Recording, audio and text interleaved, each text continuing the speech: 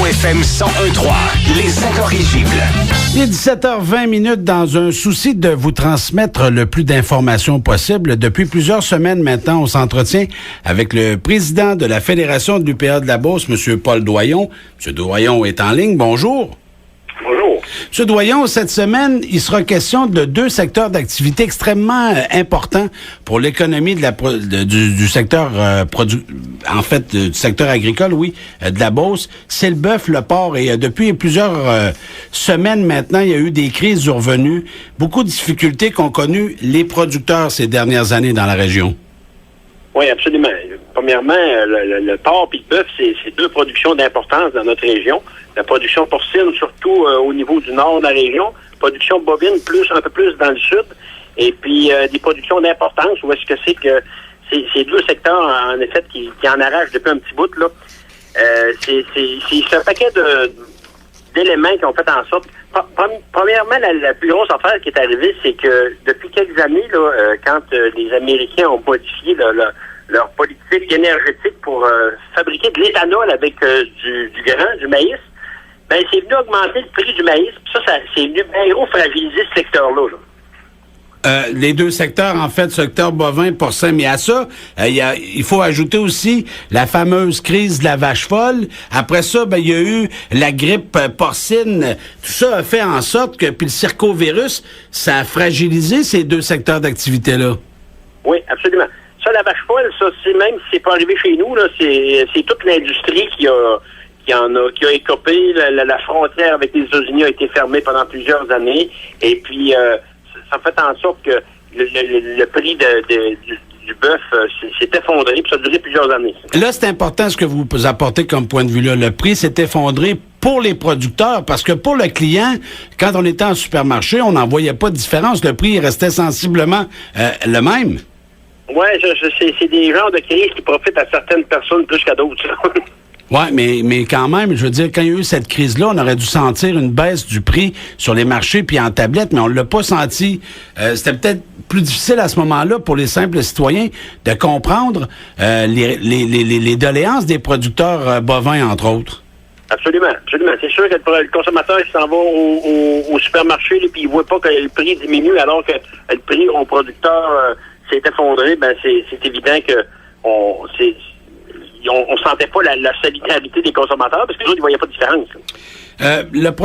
La production de bœuf, est-ce qu'elle est sensiblement la même qu'il y a 10, 15 ou 20 ans? Parce qu'on sait qu'en 2012, on avait répertorié 1081 producteurs bovins chez nous, mais est-ce que c'est sensiblement le même nombre de producteurs depuis longtemps maintenant ou si ça a changé, ça?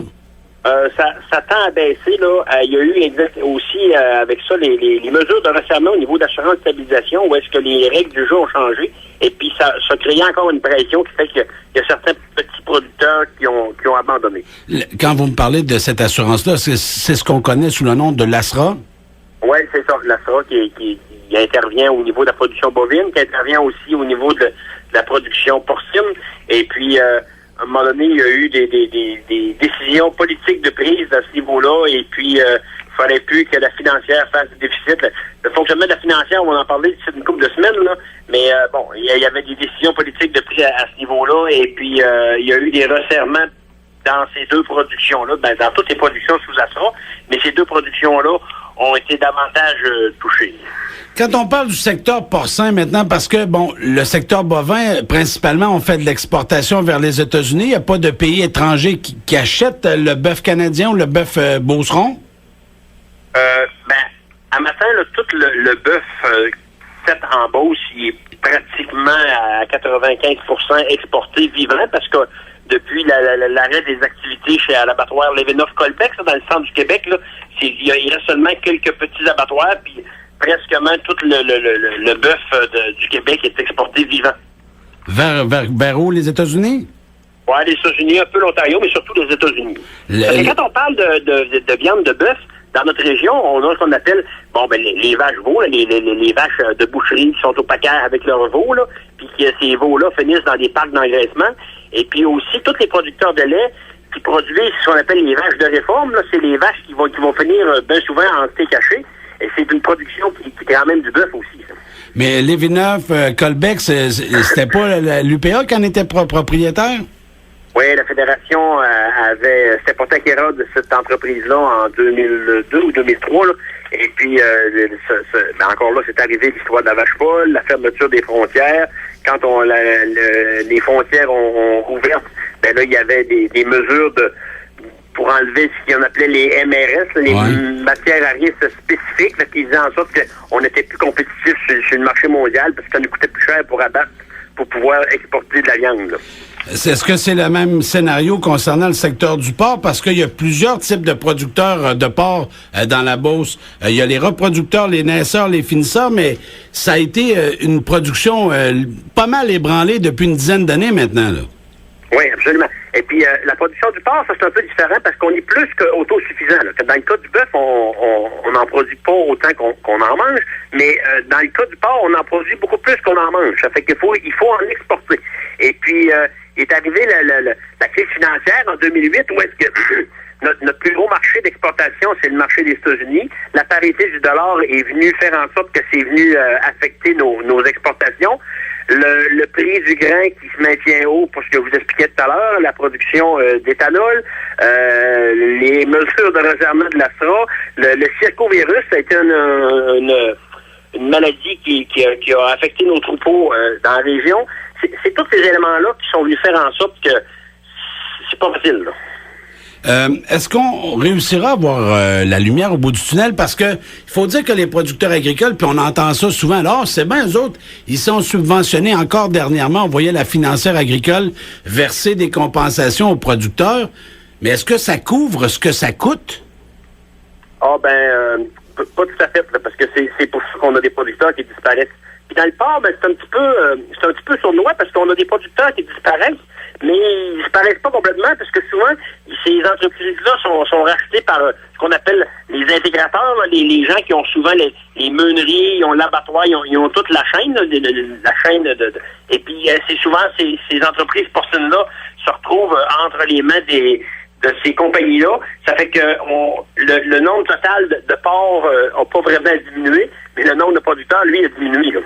Mais est-ce que ça va s'arrêter, cette saignée-là, à un moment donné? Regardez, on était tantôt, justement, on est à Longueuil aujourd'hui à l'UPA, puis on avait une réflexion là-dessus. Quand on dit qu'on veut manger de la viande au Québec, là, et puis on a des conditions qui font en sorte qu'on est moins compétitif que ce qui se produit au Brésil ou ailleurs dans le monde, faut faire des choix. Soit que individuellement, on choisit de payer ce que ça coûte pour manger de la viande, ou donc collectivement, on supporte ces productions-là par l'entremise d'assurance stabilisation ou d'autres programmes qu'il y a dans d'autres pays. Mais il faut faire ce choix-là, là, parce que c'est évident que quand tu arrives dans des pays où est-ce que c'est que les conditions d'élevage sont différentes, les conditions de marché sont différentes, le climat est différent parce qu'il faut tenir compte qu'on est dans un climat nordique, là, faut construire des bâtisses sur les animaux l'hiver, et puis ça crée une compétitivité qui est pas la même, là, parce que depuis la mondialisation des marchés, là, mais avant ça, on se compétitionnait avec le voisin, là. Maintenant, on se compétitionne avec l'autre bord de la planète, là. Monsieur Doyon, c'est un sujet, je pense qu'on aura sûrement la chance de reparler à nouveau dans les prochaines semaines. Merci beaucoup pour votre passage à l'émission aujourd'hui, puis on se dit à jeudi prochain. Je vous remercie. Merci, au plaisir. Au revoir. Paul Doyon, président de la Fédération de l'UPA de la Beauce, qui est avec nous chaque jeudi pour tenter de nous permettre de mieux saisir les enjeux importants de l'économie du monde agricole. Je vous le répète, c'est 70% de notre économie.